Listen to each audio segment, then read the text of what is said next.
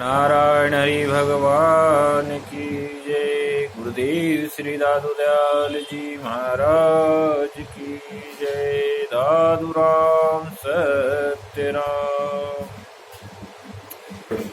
एक समय वाल्मीकि जी जब नारद जी से गुरु दीक्षा ले रहे थे, तब नारद जी से वाल्मीकि जी ने प्रश्न किया कि हे गुरुदेव, मुझे बताइए कि संसार की सबसे दुर्लभ वस्तु कहाँ मौजूद है और उसे कौन व्यक्ति पा सकता है और उसे कैसे पा सकता है।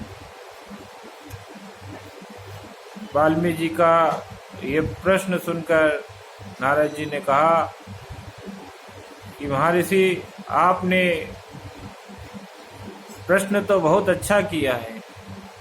यह प्रश्न संसार के कल्याण के लिए है। संसार की सारी चीजें संसार में ही विद्वान हैं, लेकिन वो आम दृष्टि से नजर नहीं आती। उसके लिए कर्म करना पड़ता है, प्रयासरत रहना पड़ता है, और जो व्यक्ति कर्म करके लगन के साथ कार्य करता है वो संसार की दुर्लभ वस्तु को भी पा जाता है। भक्ति मार्ग चलने पर भगवान को भी पा सकते हो, तो फिर वस्तु पाना तो कौन सी बड़ी बात है। हर इंसान जो मानव योनि में है वो अपने कर्म से अपने पुरुषार्थ को बदल सकता है। बस कर्महीन व्यक्ति इस वस्तु को नहीं पा सकता। जिसके नसीब में परमात्मा ने जो लिखा है बस वही वस्तु वो पा सकता है, इसके अलावा नहीं पा सकता। देव ऋषि नारद जी इस प्रकार की बात चर्चा करने के बाद फिर वाल्मीकि जी ने उनसे प्रश्न किया, प्रभु इसका सरल उपाय बताइए जिससे संसार की दुख दरिद्रता दूर हो जाए और संसार में सभी चीज आसान हो जाए। इस पर देव ऋषि नारद जी ने कहा कि महर्षि, संसार की सारी चीजें भगवान के चरणों में विद्वान हैं। बस भगवान के तरफ प्रेम करके, भगवान की भक्ति करके और अपने आप पे भरोसा करके बस आस्था रखे और लगन से कोई भी कार्य करे, जीवन में सफलता उसके कर्म चुदेगी। लेकिन आप अपने आप पर विश्वास ना करते हुए आप दूसरों पे विश्वास जब करने लगते हो तो आपकी क्षमता कम हो जाती है और आप दूसरे के अधीन हो जाते हो। इसलिए आपकी लगन टूट जाती है और अपने आप पे से भरोसा उठ जाता है। तो आपको सबसे पहले अपने आप पे भरोसा करना होगा और ये विश्वास करना होगा कि मैं ये संसार की ये चीज़ें पा सकता हूँ, तो अवश्य पालोगे। इसी की व्याख्या करते हुए बाद में तुलसीदास जी ने इसी को चौपाई बंद किया था।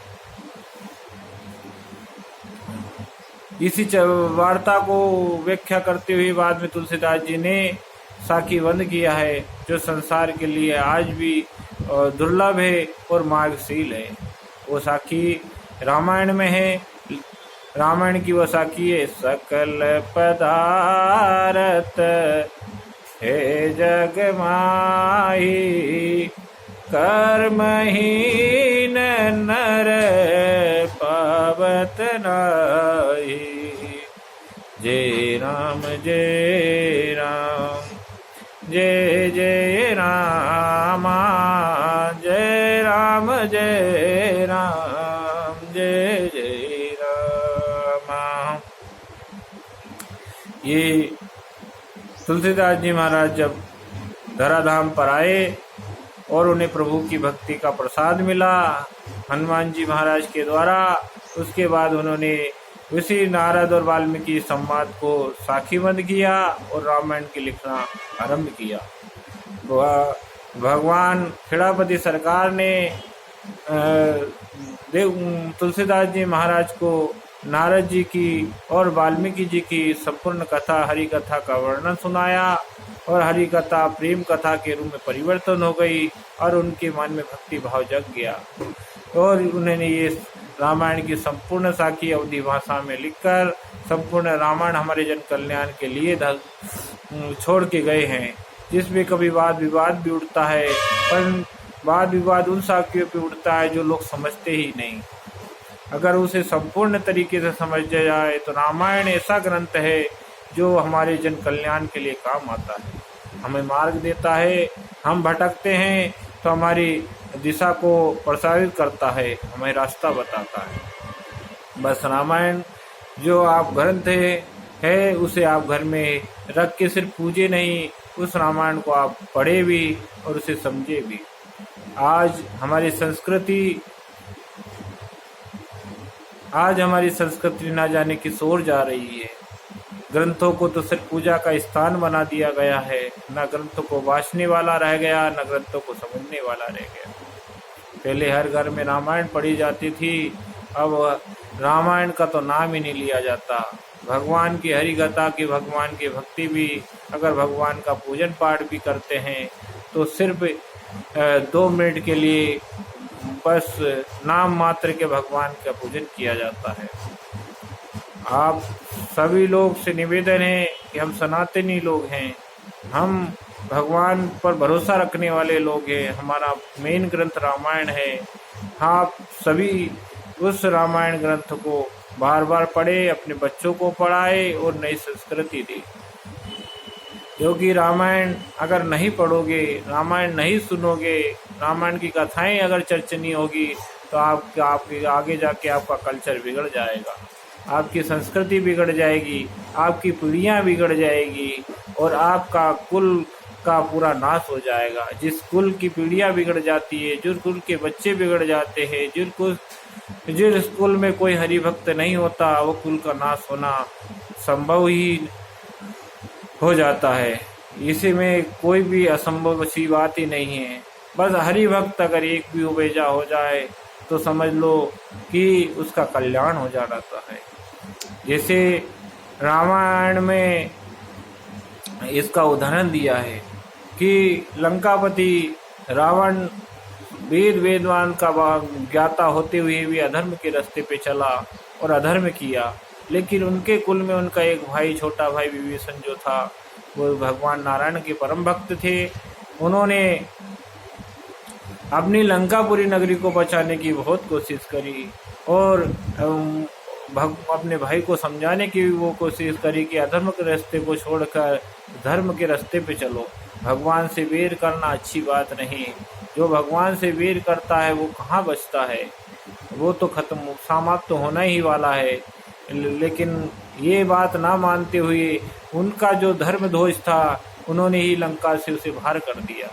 जब धर्म ध्वज ही लंका से बाहर हो जाएगा, हमारी लंका में हमारा घर परिवार, हमारा कुटुंब परिवार, आप ये ध्यान रखें कि हमारा धर्म ध्वज कौन है और हमारा ध्वज कहीं गलती से हमारी लंका हमारी घर से बाहर तो नहीं हो रहा।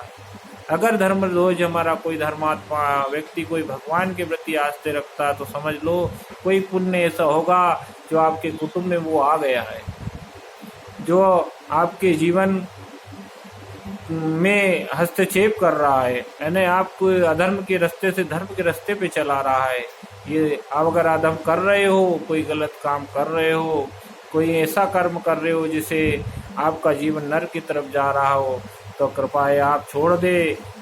आप ऐसे कर्म ना करें जिससे आपकी तो निंदा हो ही हो, आने वाली पीढ़ियां आपको भी तिरस्कृत करें। आप इस बात का ध्यान रखें कि हमें सिर्फ भगवान की भक्ति करते हुए ऐसा कर्म करना है कि जिससे हमारा कल्याण हो, हमारी मुक्ति हो, हमारे जीवन मनुष्य जीवन का सार निकल जाए और हम परमात्मा के चरणों में पहुंच जाए, क्योंकि जाना तो हमें सबको है। और इसी बात को भी विराम देते हुए आगे आपसे कहूँगा कि सिया राम में सब जग जानी, करहूँ प्रणाम जोर जुग पानी।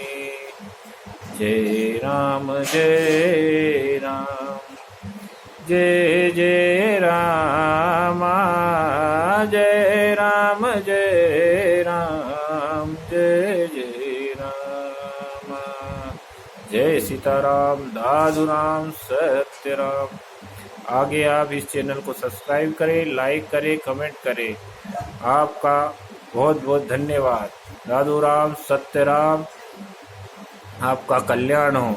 जय जय सिया राम, जय जय सिया राम, जय जय सिया राम।